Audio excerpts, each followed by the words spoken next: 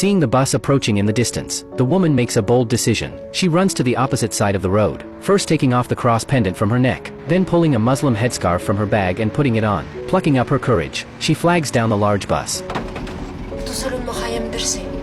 The driver doesn't answer but looks at Jane with suspicion, clearly seeing through her disguise, but he doesn't expose her. Jane gets on the bus. All the passengers are Muslim. Anxiously, she sits down. The country is currently in a civil war, with intense conflict between Muslims and Christians, often leading to the slaughter of ordinary civilians. The atmosphere in the bus is tense. Jane falls asleep as the bus drives quickly. Not long after, she is awakened by the sound of people talking outside the bus. A soldier carrying a gun walks past. Jane nervously stands up, watching outside with the other passengers. The tension peaks as the driver negotiates with the soldier. Suddenly,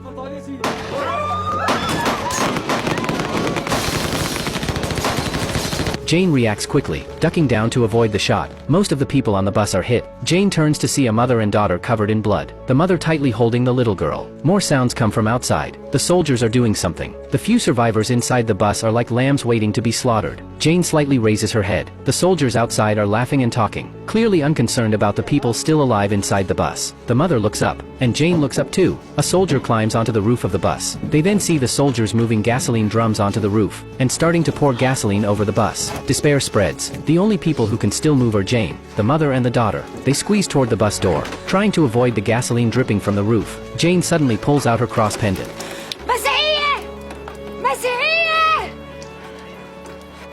Jane looks at the mother and daughter, her expression a mix of sorrow and powerlessness. She is pulled off the bus.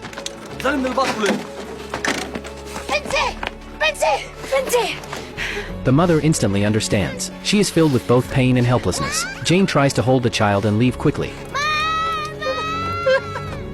The soldiers start shooting into the bus and setting it on fire. But the little girl doesn't understand that Jane is trying to save her, and desperately calls for her mother. The soldiers, having seen through the ruse, start grabbing the child. Jane struggles to protect the girl, but more soldiers walk toward them. The little girl breaks free and runs back toward her mother.